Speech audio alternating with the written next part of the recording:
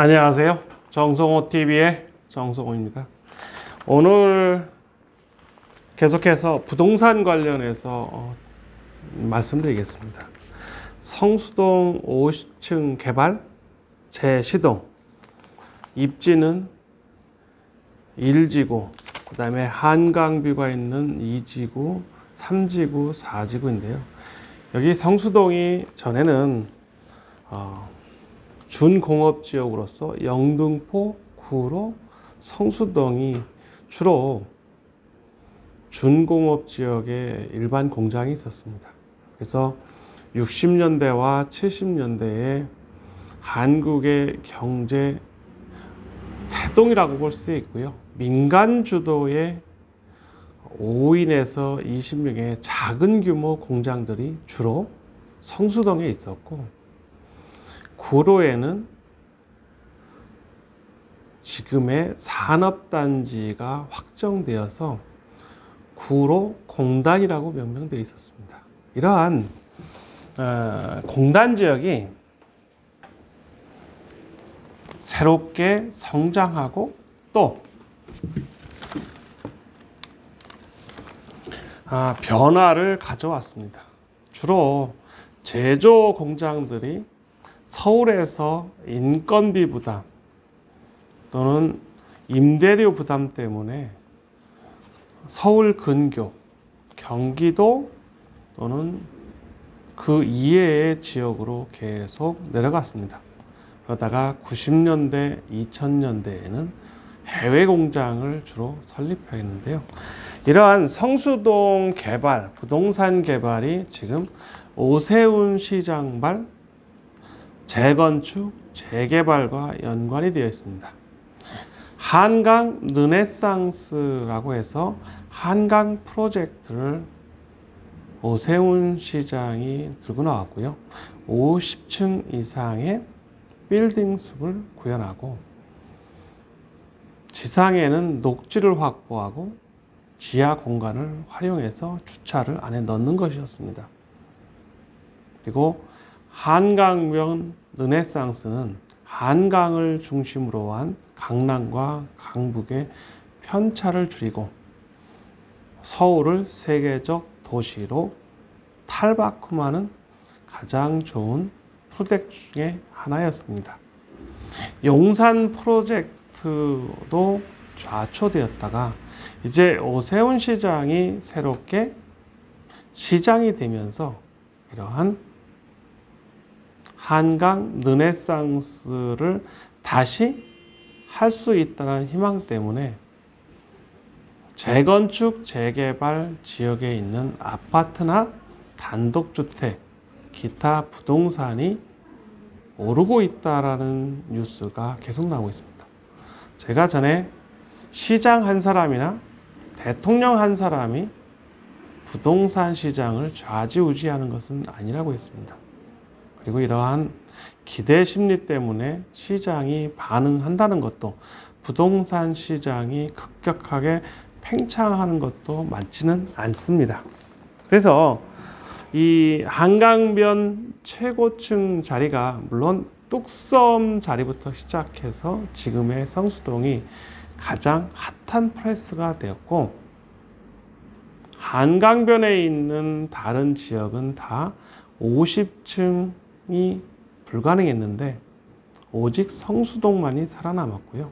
35층 규제 완화가 오세훈 시장이 표방한 내용 중에 하나이고요.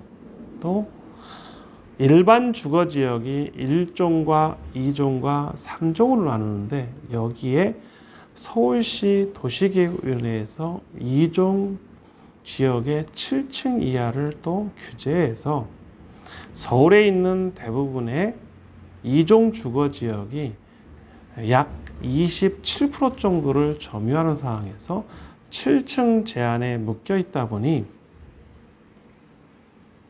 도시 재건축, 재개발 자체가 어려웠었습니다. 근데 이러한 재건축, 재개발은 첫 번째가 특히 재건축이겠죠. 안전진단을 통과해야 되는 절차가 있으나 도시 가로구역 정비 사업은 안전진단이 없다 보니 오히려 쉽게 주택을 확보할 수 있었으나 7층 이하라는 제한 때문에 어려웠던 것입니다. 그러한 규제를 좀 더 타파해서 35층 규제를 완화해서 50층 이상을 질 수 있다. 그리고 7층 제한되어 있는 2종 주거지역을 풀어주겠다가, 그리고 오세훈표 르네상스, 한강변 르네상스를 다시 활성화시키겠다는 것인데요. 이러면 1년 4개월 남은 서울시장 자리가 다음 정권에서 어떻게 될지도 모르고, 또 공급이 없이 규제만을 푼다고 해서 부동산 시장이 하루아침에 안정화될 수는 없습니다. 특히 코로나19가 지속되면서 비대면이 강화되고 또 주택 공급이 없는 상황에서 저금리 시대의 유동성 팽창으로 인해서 돈이 부동산, 주식 또는 가상화폐처럼 이러한 곳에 많이 모이고 있는 것입니다. 부동산은 늘 얘기합니다.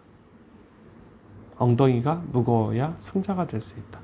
지금 상황에서는 누구든 부동산을 좀 더 보유하는 것이 자기 자산을 지키고 부를 유지하는 방법 중에 하나일 것입니다. 그래서 성수동에 50층 이상을 짓고 성수 1지구, 2지구, 3지구, 4지구를 대대적으로 개발하겠다. 물론 조합 설립 인가가 난 거는 2지구밖에 없는데 1지구, 3지구, 4지구도 역시 신청을 해서 이제 재개발 사업을 더 추진할 것입니다.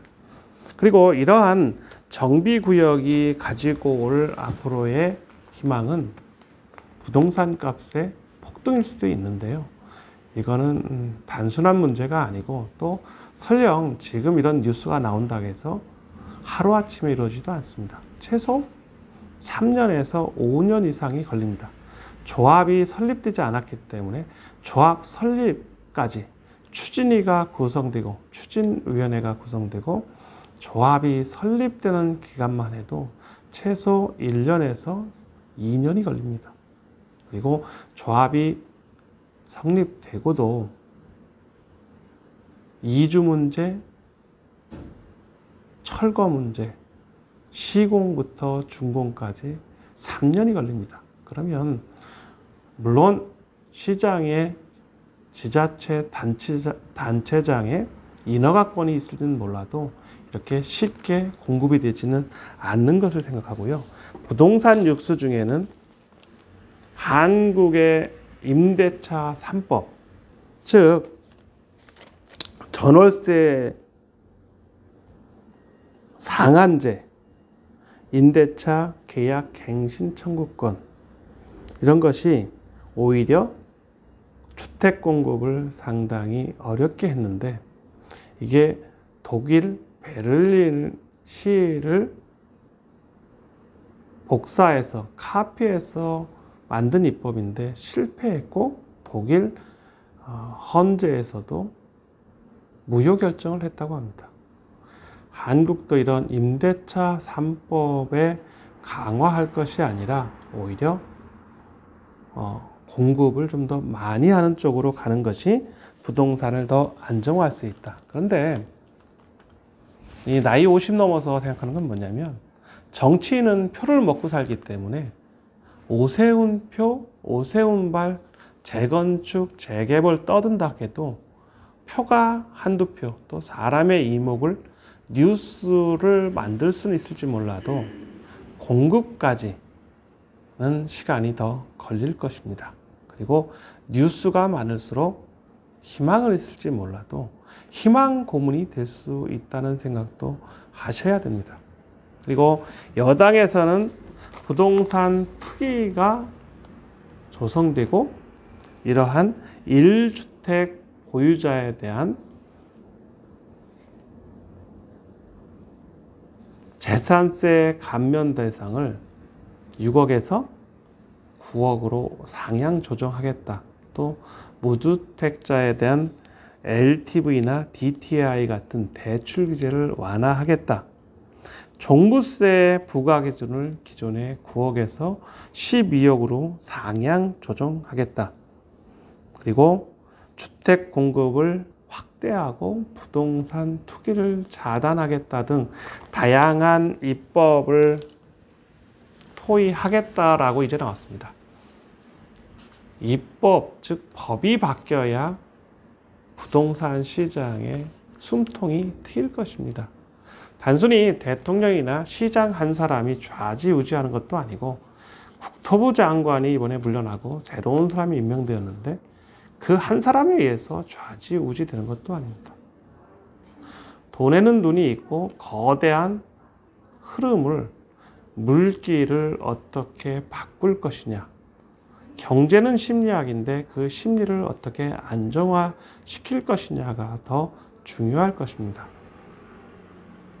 21년 하반기에 공급되는 서울시의 주택이 작년에 반토막이 난 상태에서 부동산 값이 안정화될 거라고 생각하는 것 자체는 좀 더 무리수가 있을 것입니다. 이제 지금 막 분양시장이 화랑을 맞고 있습니다. 올해에 분양될 물량이 아파트가 전국에 작년에 2배 이상이 있습니다. 설령 지금 분양을 실시해서 분양을 받는다 해도 앞으로 3년 이상이 있어야 완공되는 주택이기 때문에 입주까지는 먼 시간이 남아 있습니다. 그래서 단순히 이러한 시장 한 사람의